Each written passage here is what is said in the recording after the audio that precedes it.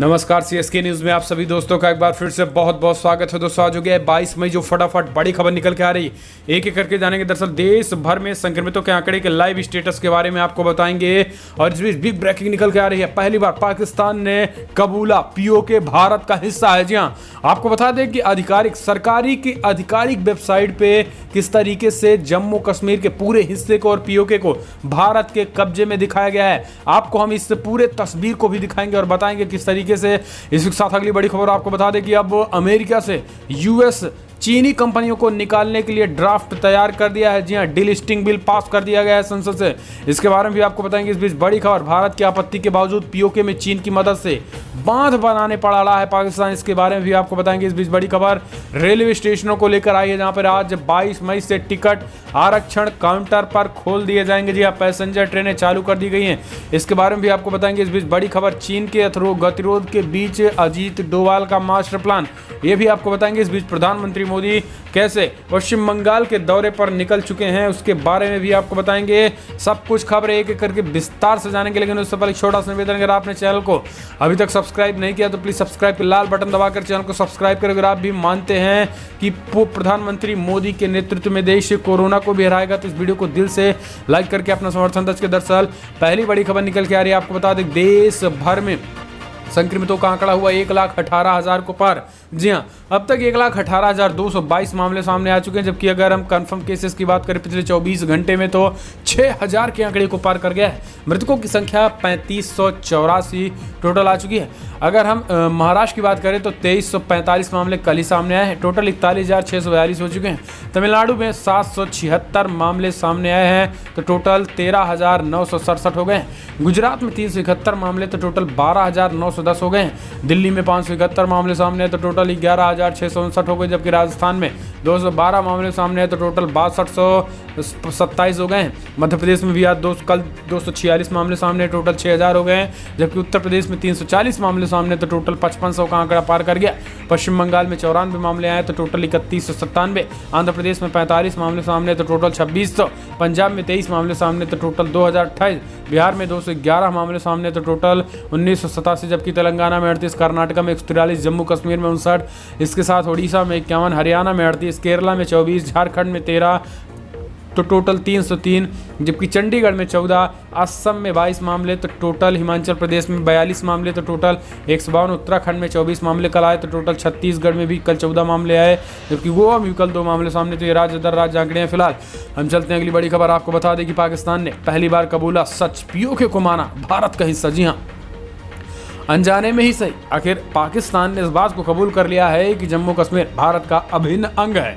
दरअसल corona virus को लेकर पाकिस्तान की आधिकारिक वेबसाइट covid.gov.pk पर पाकिस्तान ने सही नक्शा लगाकर इस बात को कबूल कर लिया है कि जम्मू कश्मीर और लद्दाख के हिस्सों का उसका कब्जा पूरी तरीके से गलत है। आपको बता दें कि पाकिस्तान लगातार ही जम्मू कश्मीर में धर्म के नाम पर लोगों को बरगलाने की कोशिश करता रहता है। साल 1947 में उसने धोखे से जम्मू कश्मीर के एक हिस्से पर कब्जा तो कर लिया, लेकिन अब पूरी तरीके से उस कब्जे की सच्चाई स्वयं पाकिस्तान ने अपने आधिकारिक वेबसाइट में बता दिया है। हाल ही में उसने एक जो कोविड-19 को लेकर आधिकारिक वेबसाइट में उसने अपना पूरा नक्शा जाहिर किया, जिसमें स्पष्ट तरीके से आप भी देख सकते हैं कि यहाँ पर जो पूरा का पूरा जम्मू कश्मीर को भारत का हिस्सा बताया गया है, जो कि एक सत्य है। और इसी सत्य को पाकिस्तान ने पूरी तरीके से अब बता भी दिया है। तो हम कह सकते हैं कि ये एक न एक दिन पाकिस्तान पूरी तरीके से ये हारने वाला भी, और भारत एक न एक दिन पूरी तरीके से आधिकारिक रूप से होने वाला है पीओके।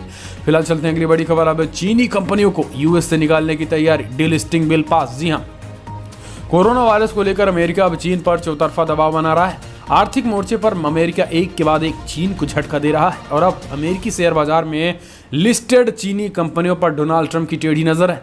दरअसल अमेरिकी सीनेट में एक बिल पास किया गया है जो दिखाता है कि अमेरिका किस कदर चीन को लेकर चिढ़ा हुआ है। अमेरिकी राष्ट्रपति डोनाल्ड ट्रंप ने कोरोना वायरस की पूरी दुनिया में फैलाने के लिए चीन का जिम्मेदार ठहराया है। ट्रंप लगातार चीन पर कोरोना का ठीकरा फोड़ रहे हैं और सबक सिखाने की बात कर रहे हैं। इस कड़ी में अमेरिका एक के बाद एक फैसला चीन के खिलाफ ले रहा है। अब चीनी कंपनियों को अमेरिकन शेयर बाजार से डिलिस्टिंग करने के लिए अमेरिकी सीनेट में एक बिल पास किया गया है। हालांकि इसे लागू होने में अभी थोड़ा समय जरूर लगेगा, लेकिन माना जा रहा है कि आने वाले समय में चीनी कंपनियों को अमेरिका से भगाया जा सकता है और इसको लेकर सबसे पहला कदम डोनाल्ड ट्रंप ने चल दिया। तो ये अपने आप में चीन के लिए बड़ा झटका है। फिलहाल चलते हैं अगली बड़ी खबर। आपको बता दें कि बिग ब्रेकिंग न्यूज निकल के आ रहा है, जहां पर चुनिंदा रेलवे स्टेशन पर 22 मई से टिकट आरक्षण काउंटर खोले दिए जाएंगे। जी हाँ, आपको बता दें कि रेलवे मंत्री पीयूष गोयल ने गुरुवार को बड़ा ऐलान किया है, जिससे यात्रियों को राहत मिलेगी। उन्होंने कहा है कि ये समय भारत को सामान्य स्थिति की ओर ले जाने का है। हम जल्द ही ट्रेनों को शुरू करने की घोषणा करते हैं। इतना ही नहीं, भारतीय रेलवे टिकटों की ऑनलाइन बुकिंग भी शुरू की जा रही है। आपको बता दें कि 1 जून से जो ट्रेन चलेगी उसकी ऑनलाइन बुकिंग तो कल 21 मई से चालू हो गई थी। इसके बाद 1 घंटे के अंदर, 1.5 घंटे के अंदर ही 3 से 4 लाख लोग बुक करा चुके हैं। लेकिन अब आज से लगभग 1.5 लाख सेवा केंद्र यानी कॉमर्स सर्विस सेंटरों पर उपलब्ध होगी टिकट। यानी आज से काउंटर पर चालू हो गए हैं। काउंटर पर 2-3 दिन में टिकट की बुकिंग शुरू हो जाएगी। मौजूदा समय में यात्रियों को रेलवे स्टेशन के टिकट काउंटर पर टिकट नहीं मिल रहे हैं। आपको बता दें कि इसके लिए दिशा निर्देश किया जा रहा है और इस बीच माना जा रहा है कि आज से कहीं कहीं चुनिंदा स्थानों पर ये टिकट आरक्षण का काउंटर खोल दिया जाएगा। आने वाले समय में सभी जिलों में खोला जाएगा। तो ये अपने आप में बड़ा ऐलान। फिलहाल हम चलते हैं अगली बड़ी खबर। आपको बता दें कि बिग ब्रेकिंग न्यूज़ निकल के आ रही है, जहां पर चीन के साथ गतिरोध खत्म करने के लिए सैन्य के साथ साथ कूटनीतिक बातचीत जारी है। डोभाल की तिरछी नज़र। जी हाँ, चीन भारत से सटे इलाके में तेजी से इंफ्रास्ट्रक्चर का निर्माण कर रहा है। दूसरी तरफ भारत ने भी पिछले कुछ सालों से सीमाई इलाकों में इंफ्रास्ट्रक्चर के काम को तेजी कर दी है। ये बात चीन को रास नहीं आ रही है। दूसरी तरफ कोरोना वायरस को लेकर उस पर अंतर्राष्ट्रीय दबाव लगातार बढ़ता जा रहा है। इस वजह से चीन बौखलाहट में न सिर्फ भारत से लगी सीमा पर खुरापात कर रहा, बल्कि नेपाल को भी भड़का रहा है। लद्दाख में दोनों देशों के बीच जारी तनाव पर NSA अजीत डोभाल खुद नजर बनाए हुए और गतिरोध को खत्म करने के लिए उच्च स्तर पर कोशिशें जारी है और कूटनीतिक तरीके से माना जा रहा है कि इस पर बातचीत जारी है और जल्द इस मुद्दे को सॉर्ट आउट किया जाएगा।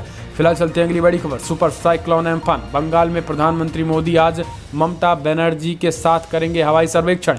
एम्फान तूफान से 72 से ज़्यादा लोगों की हो चुकी मौत। जी हाँ, पश्चिम बंगाल में प्रचंड तूफान एम्फान से 80 लोगों की मौत हो गई है, जिसमें से 2 जिलों में भीषण तबाही है। तूफान से हजारों लोग बेघर हो गए हैं, कई पुल नष्ट हो गए हैं, निचले इलाके जलमग्न हो गए हैं। कोलकाता और राज्य के अन्य हिस्सों में तबाही के निशान स्पष्ट देखे जा सकते हैं। प्रधानमंत्री मोदी पश्चिम बंगाल के हालात का जायजा लेने आज स्वयं उन्होंने ऐलान किया और आज ममता बनर्जी के साथ हवाई सर्वेक्षण करें। न केवल पश्चिम बंगाल बल्कि उड़ीसा के कई इलाकों की मुख्यमंत्री के साथ सर्वेक्षण करेंगे। यानी आज हम कह सकते हैं कि पीएम मोदी 58 दिन बाद लॉकडाउन के बाद दिल्ली से कहीं बाहर निकल रहे हैं और आज पश्चिम बंगाल और उड़ीसा को हवाई दौरा करेंगे, जो काफ़ी ज़्यादा बड़े पैमाने पर तूफान मचा है। 50 लाख से ज़्यादा लोग इस पर प्रभावित बताए जा रहे हैं। फिलहाल चलते अगली बड़ी खबर। प्रवासी मजदूरों बस विवाद। यूपी कांग्रेस अध्यक्ष अजय कुमार लल्लू को 14 दिन की न्यायिक हिरासत में जेल भेजा गया। जी हाँ, आपको बता दें कि आगरा में बुधवार को लखनऊ पुलिस द्वारा धोखाधड़ी और फर्जी दस्तावेजों के मामले में गिरफ्तार किए गए यूपी कांग्रेस अध्यक्ष अजय कुमार लल्लू को 14 दिन की न्यायिक हिरासत में जेल भेज दिया गया। कांग्रेस प्रवक्ता अंशु अवस्थी ने बताया है कि बुधवार देर रात लल्लू को लखनऊ लाया गया और उनका चिकित्सीय परीक्षण कराया गया। बाद में उन्हें मजिस्ट्रेट के समक्ष प्रस्तुत किया गया और उन्हें 14 दिन की न्यायिक हिरासत में भेज दिया गया। कल रात लल्लू को अस्थायी जेल में रखा गया था। कोरोना वायरस की रिपोर्ट में संक्रमण की पुष्टि नहीं होने के बाद भी उन्हें लखनऊ जेल भेज दिया गया था। लल्लू को आगरा की एक अदालत ने बुधवार को अंतरिम जमानत दे दी थी और उन्हें 20,000 रुपये के निजी मुचलके पर रिहा कर दिया गया था, लेकिन एक बार फिर से उन पर धोखाधड़ी का मुकदमा दर्ज होकर 14 दिन के लिए जेल भेज दिया गया। फिलहाल हम चलते हैं अगली बड़ी खबर। आपको बता दें कि बिग ब्रेकिंग न्यूज़ निकल के आ रही है, जहाँ पर भारतीय एयरलाइंस 25 मई से हर हफ्ते 8428 फ्लाइट संचालित करेगी। जी हाँ, आपको बता दें कि बिग ब्रेकिंग निकल के आ रही है, जहाँ पर अभी तक केवल 25 मई से हवाई यात्रा खास करके अंतर्राज्यीय शुरू करने की बात हो रही थी, लेकिन अब बड़ी खबर निकल के आ रही है कि इनमें से 25 मई से हर हफ्ते 8428 फ्लाइट संचालित करेगी। इसके साथ ही एयरलाइंस ने कहा है कि इनकी कीमतें 2000 से 15,000 रुपये तक। जी हाँ, इनमें जो किराया बताया गया, इनमें 2000 से 15,000 रुपये तक किराया लिया जाएगा। यानी मिनिमम 2000, अगर आप कहीं भी जाना चाहते हैं तो मिनिमम 2000 और इससे 15,000 ज़्यादा से ज़्यादा तक किराया लेने की छूट दी गई है। फिलहाल चलते हैं अगली बड़ी खबर। आपको बता दें कि मध्य प्रदेश उपचुनाव, बसपा सभी 24 सीटों पे अपने प्रत्याशी उतारेगी। जी हाँ, मध्य प्रदेश में 24 विधानसभा सीटों पर होने वाले उपचुनाव में सभी सीटों पर अपना प्रत्याशी उतारेगी और किसी भी पार्टी से गठबंधन नहीं करेगी। हालांकि अभी इन उपचुनाव की तिथि की घोषणा नहीं हुई है। मध्य प्रदेश बसपा अध्यक्ष रमाकांत पिप्पल ने गुरुवार को एक इंटरव्यू में बताया है कि बसपा की राष्ट्रीय अध्यक्ष उत्तर प्रदेश की पूर्व मुख्यमंत्री मायावती के आदेशानुसार मध्य प्रदेश में होने वाले आगामी उपचुनाव को देखते हुए बसपा ने यह बड़ा फैसला लिया है। 24 के 24 सीटों पर अपने प्रत्याशी उतारने का ऐलान किया है। फिलहाल चलते हैं अगली बड़ी खबर। आपको बता दें कि सोनिया की बुलाई वीडियो कॉन्फ्रेंसिंग में आज उद्धव ठाकरे भी होंगे शामिल। जी हां, जबकि केजरीवाल ने इससे किया किनारा। दरअसल कांग्रेस अध्यक्ष सोनिया गांधी की ओर से बुलाई गई विपक्षी दलों की बैठक में आज शिवसेना भी भाग लेने की बात कही है। वहीं आम आदमी पार्टी अरविंद केजरीवाल ने इससे किनारा करने का फैसला किया है। यह बैठक शुक्रवार यानी आज वीडियो कॉन्फ्रेंसिंग के माध्यम से होगी। शिवसेना नेता संजय राउत ने महाराष्ट्र के मुख्यमंत्री उद्धव ठाकरे की इस बैठक में शामिल होने की बात कही। वहीं आप के नेता संजय सिंह ने कहा कि सोनिया गांधी द्वारा बुलाई गई विपक्षी दलों की बैठक में आम आदमी पार्टी हिस्सा नहीं लेगी। देश में कोरोना वायरस महामारी के चलते प्रवासी मजदूरों के पलायन और गिरती अर्थव्यवस्था को लेकर केंद्र सरकार को घेरने के लिए कांग्रेस ने ये बैठक बुलाई है। फिलहाल शिवसेना ने उद्धव ठाकरे ने इसमें शामिल होकर यह स्पष्ट कर दिया है कि अब वो किस खेमे के हैं, अब पूरा देश समझ गया है। फिलहाल हम चलते हैं अगली बड़ी खबर। आपको बता दें कि भारत की 2 टूक LAC पर चीन की आपत्ति गलत, हमें अपनी जिम्मेदारी मालूम है। जी हाँ, आपको बता दें कि भारत और चीन के बीच एक बार फिर शुरू हुए सीमा विवाद पर भारतीय विदेश मंत्रालय ने साफ कर दिया है कि लाइन ऑफ एक्चुअल कंट्रोल चीन की आपत्ति गलत है। भारतीय सैनिक भारत और चीन के बीच निर्धारित लाइन ऑफ एक्चुअल कंट्रोल की सीमा से परिचित हैं और इसका पालन करते हैं। हमें अपनी जिम्मेदारी मालूम है, हमें क्या करना है ये कोई देश हमें नहीं बताएगा। दरअसल विदेश मंत्रालय के प्रवक्ता अनुराग श्रीवास्तव ने चीन की LAC भारतीय गतिविधियों की आपत्ति जताते हुए चीन का दावा का खंडन किया। उन्होंने कहा कि हमारे पूरे तरीके से जवान एकदम जिम्मेदार हैं और जिम्मेदारी को समझते हैं, वो किसी दूसरे के बॉर्डर में नहीं जाएंगे। फिलहाल चलते हैं अगली बड़ी खबर लेते हैं, जहां पर आपको बता दें कि भारत की आपत्ति के बावजूद POK में चीन की मदद से बांध बनाने पर अड़ा है पाकिस्तान। जी हां, पाकिस्तान ने भारत की आपत्ति के बावजूद अपने कब्जे वाले गिलगित बल्टिस्तान इलाके में दियम्बिर भाषा बांध के निर्माण के फैसले पर अड़े रहने का फैसला किया। उसने भारत की आपत्ति को हास्यास्पद करार दिया है। पाकिस्तानी मीडिया में प्रकाशित रिपोर्ट के अनुसार पाकिस्तान के जल एवं ऊर्जा विकास प्राधिकरण के chairman lieutenant general Muzammil Hussain ने एक प्रेस कॉन्फ्रेंस में गिलगित बल्टिस्तान इलाके में दियामीर भाषा बांध के निर्माण पर भारत के कड़े एतराज़ के बेकार व हास्यास्पद करार देते हुए कहा है कि ये अपने बांध क्षेत्र में बना रहे हैं। तो इस तरीके की बातें सामने आई हैं। फिलहाल हम चलते हैं अगली बड़ी खबर लेते हैं, जहाँ पर आपको बता दें कि रिलायंस को मिला ग्रोथ का नया इंजन, 52 लाख करोड़ रुपए के बाजार पर नजर। जी हाँ, आपको बता दें कि रिलायंस इंडस्ट्रीज़ लगातार दिन दुगुना रात चौगुना ग्रोथ कर रही है। इस लॉकडाउन के बीच जहां पर कई कंपनियां पीछे हुई हैं, लेकिन रिलायंस इंडस्ट्रीज़ ने अपने मास्टर स्ट्रोक से एक बार फिर से एशिया के सबसे बड़े धनी व्यक्ति बन गए। इस बीच उन्होंने लगभग 52 लाख करोड़ रुपए के न्यू कॉमर्स के साथ उनका 52 लाख करोड़ के मार्केट पर पूरा नज़र है। दरअसल भारत का जो ऑनलाइन बाज़ार है ये 52 लाख करोड़ रुपए के बाज़ार पर डिपेंड करता है। इनमें अब रिलायंस इंडस्ट्रीज़ फेसबुक से हाथ मिलाने के बाद उन्होंने एक झटके में 67,000 करोड़ रुपए के निवेश रिलायंस में करवाए हैं, जिनमें से एक बड़ी अपॉर्चुनिटी है। और इसमें उन्होंने खास करके फेसबुक से ऑनलाइन अपने प्रोडक्टों को बेचने का एक मास्टर प्लान तैयार किया है, जिससे माना जा रहा है कि मुकेश अंबानी अब 52 लाख करोड़ रुपए भारतीय बाजार पर उनकी नज़र है, ऑनलाइन अपने प्रोडक्ट को सेल करेंगे।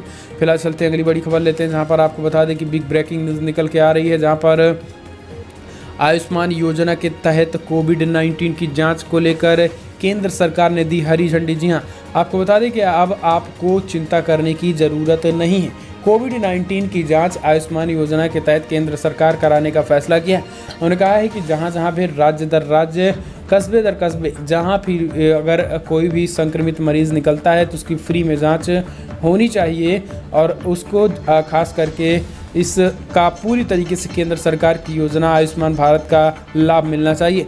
फिलहाल चलते हैं अगली बड़ी खबर। दुनिया भर में जो आंकड़े निकल के आ रहे हैं, एक नज़र उस पर भी डाल लेते हैं। दोस्तों, दुनिया भर में अब तक 50 लाख का आंकड़ा पार कर गया है और 50,14,000 कन्फर्म केसेज आ चुके हैं, जबकि मृतकों की संख्या 3,28,000 को पार कर गई है। यूनाइटेड स्टेट की बात करें तो 15,91,000 केसेज आ चुके हैं, जबकि रसिया में भी 3,17,000 कन्फर्म केसेज आ चुके हैं। ब्राज़ील में 2,96,000 केसेज, जबकि यूनाइटेड किंगडम में 2,50,000 केसेज हैं। स्पेन में 2,33,000 केसेज, जबकि इटली में 2,28,000 केसेज, जर्मनी में 1,78,000 केसेज, तो तुर्की में 1,53,000 केसेज, फ्रांस में 1,44,000 केसेज आ चुके हैं। ये दुनिया भर का आंकड़ा फिलहाल बड़ी खबर हुई थी, लेकिन अगर आपको वीडियो पसंद आए तो लाइक करें, शेयर करें, कमेंट के माध्यम से अपनी राय देना ना भूलें। फिलहाल इस वीडियो में इतना ही। जय हिंद, वंदे मातरम।